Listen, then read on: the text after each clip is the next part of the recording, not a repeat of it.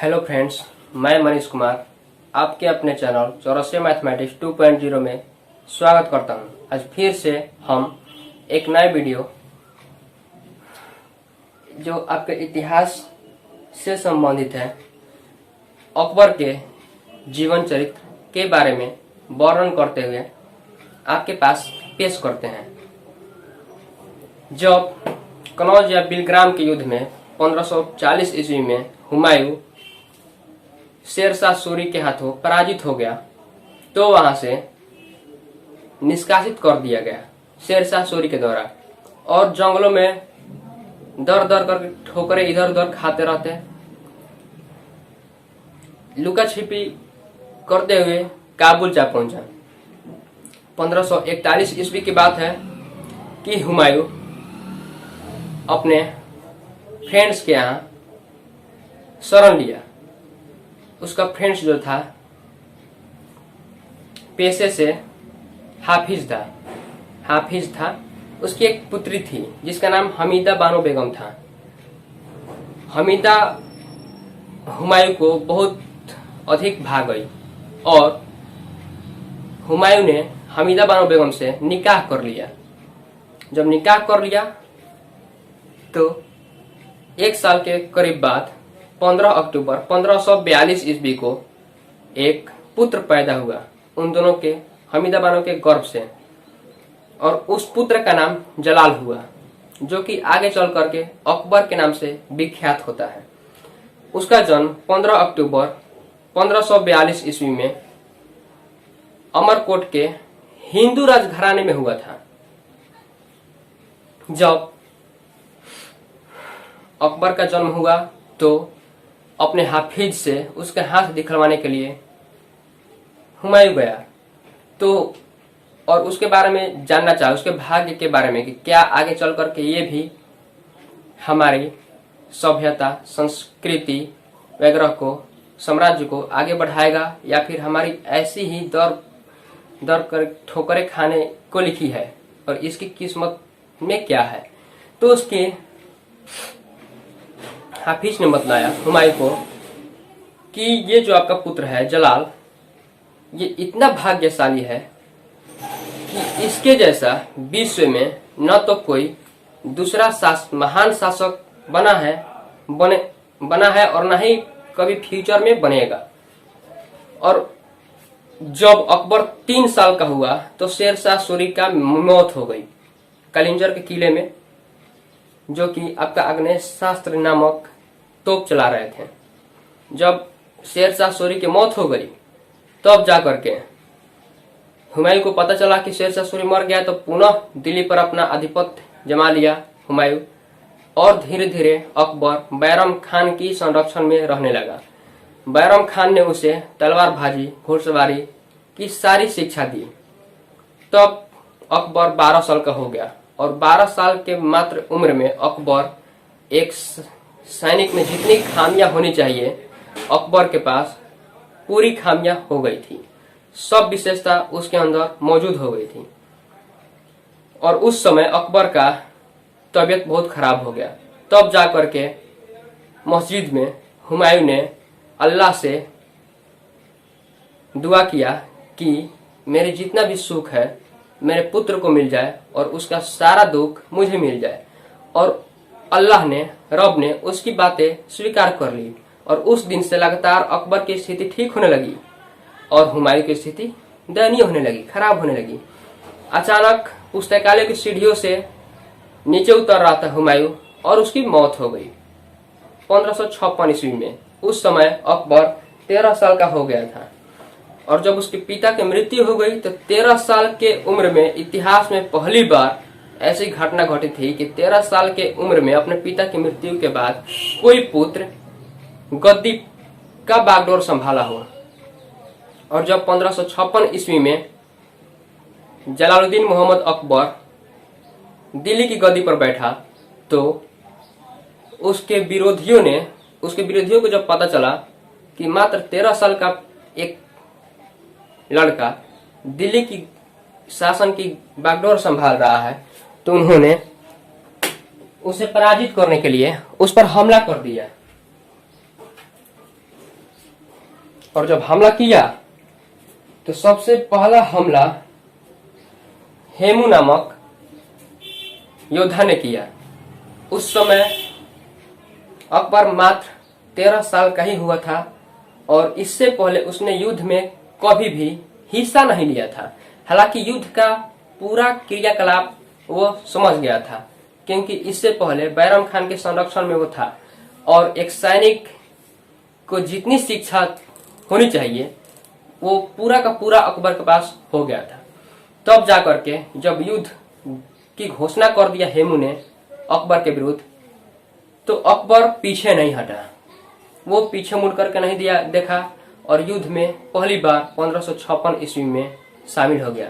इतना कम उम्र में युद्ध में शामिल होना भी अकबर के लिए इतिहास के गौरवपूर्ण क्रांति से कम नहीं था। तब जाकर के इस युद्ध को हम पानीपत का दूसरा विश्व युद्ध के नाम से जानते हैं। हालांकि उस समय अकबर का संरक्षण बैरम खान और उसके अन्य मंत्री थे, उसके साथ साथ एक विशाल फौज की सेना भी थी, वो बात अलग है। लेकिन अकबर हुमायूं का सबसे बड़ा पुत्र था, इकलौता, और उस समय वो मात्र 13 वर्ष का था और हेमू उसके पिता की उम्र का था। फिर भी अकबर पूरी चालाकी के साथ साहस पूर्वक उस युद्ध में शामिल हुआ। युद्ध में शामिल होने के बाद हेमू को पूरी तरह से पराजित किया और इस युद्ध को हम पानीपत का दूसरा विश्व युद्ध के नाम से भी जानते हैं। ठीक है, इस युद्ध में अकबर पूरी तरह से विजयी हुआ और हेमू का सर कलम कर दिया। हालांकि उस समय अकबर मात्र 13 वर्ष का था और उसका संरक्षण बैरम खान उसका शिक्षक था और उस समय वकील का कार्य उसकी दूध माई महामांगा किया करती थी। हालांकि महामांगा उसके घर की बाई थी, परंतु अकबर महामांगा को दूध माँ की दर्जा दिया था। और अब जानते हैं कि रिश्ते में दूध सबका कर्ज उतारा जा सकता है दुनिया में, लेकिन एक माँ के दूध का कर्ज कभी भी नहीं उतारा जा सकता है। और महामांगा उसकी दूध माँ ही थी। ठीक है, और दूध माँ थी, लेकिन परंतु अपनी माँ से बढ़ करके उसको दर्जा दिया था महामांगा को। और उसको वकील के संरक्षण कोई भी कार्य करता था तो महामांगा से पहले जरूर पूछता था और बैरम खान से भी पूछता था।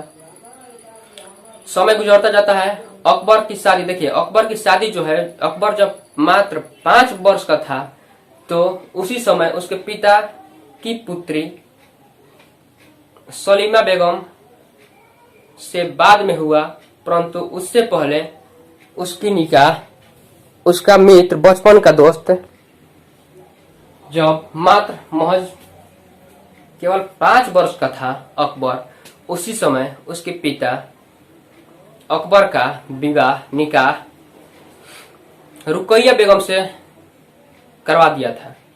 तब अकबर को उस समय पता भी नहीं था। रुकैया बेगम उसकी बचपन का मित्र थी और उसी से अकबर का पहला निकाह हुआ।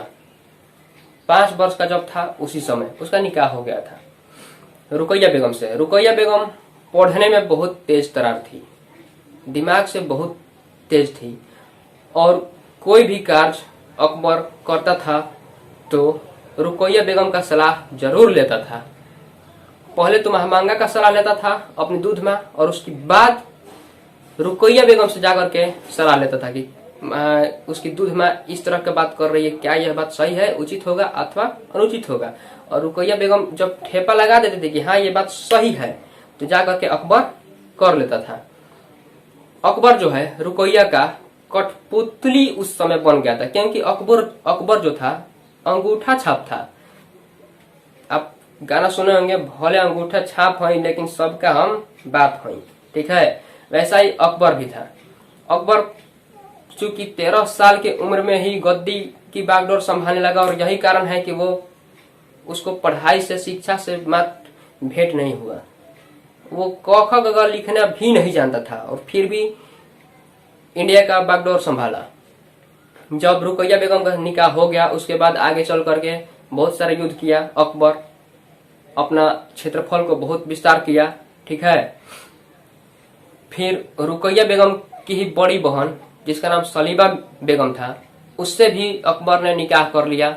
जब अकबर निकाह कर लिया सलीमा बेगम से, तो एक बार राजस्थान को घूमने गया अपने मंत्रियों और अपने सैनिकों के साथ। तो उस समय मुगल साम्राज्य के सैनिक और मंत्री इस नाम से, चोर के नाम से लगभग विख्यात थे कि मुगल जो है हिंदू राजघराने के मंदिरों में या फिर उनके घरों में जाकर के चोरियां करते हैं, मंदिरों से सोना चांदी की लूटपाट करते हैं।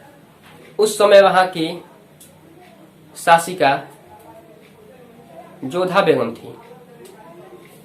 जोधा बेगम जो है उस समय काली माता के मंदिर में पूजा कर रही थी और उसी समय अकबर वेशभूषा बदल करके अपने मंत्रियों और सैनिकों के साथ उस मंदिर पर धावा बोल देता है। जब धावा बोल देता है, मंदिर में लूटपाट करने लगते हैं उनके सैनिक। तो जब जोधा बेगम को पता चलता है कि मुगल यहाँ पर आकर के लूटपाट कर रहे हैं मंदिर में, तो वो भी तो आखिर रानी थी, तलवार भाला वगैरह सब चीज चलाना जानती थी, और उसने मुगलों को वहां से खदेड़ दिया। हालांकि वो जानती नहीं थी कि अकबर जो है उस समय मुगल साम्राज्य का शासन का बागडोर संभाल रहा है, वो राजा है। वो एक सैनिक समझ करके अकबर के गर्दन पर तलवार रख दिया और फिर कहा कि जाओ, हम तुम्हें जिंदा छोड़ रहे हैं, वरना हम किसी को बख्शते नहीं।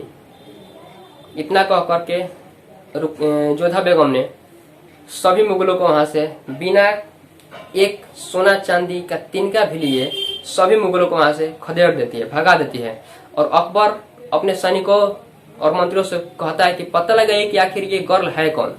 जब पता चलता है कि वो राजस्थान के राजा राणा सांगा की पुत्री है, वहां की रानी है, उसके 5 भाई है, तो अकबर कहता है अपने यहाँ आकर के अपने परिवार वालों से कि मुझे इससे निकाह करनी है, चाहे अब दुनिया इधर की उधर क्यों न हो जाए, कितनी भी परेशानी क्यों न हो, परंतु निकाह तो अब तेरे साथ ही करनी है। उस समय अकबर पूरे होशो हवास में था। अकबर ने जा करके अपने पूरा फोर्स लेकर के राजस्थान पर अटैक किया, और जब अटैक किया तो जोधा की पिता और उसके भाई लोग युद्ध में हार गए अकबर के हाथों। और जब हार गए तो अकबर वहां पर शर्त रखा कि मुझे आपकी पुत्री से निकाह करनी है। ये भी देखिए विश्व में पहली बार ऐसा होने जा रहा था कि एक हिंदू और एक मुसलमान पहली बार आपस में समझौता करके निकाह कर रहे होते हैं। इससे पहले कोई भी शासक और शासिका हिंदू मुसलमान आपस में निकाह नहीं किए थे। तब अकबर के पिता मान जाते हैं और उनका निकाह कराते हैं आपस में। इस वीडियो का अगला भाग अगले पार्ट में आपको मिलेगा। ये पार्ट 1 रहा।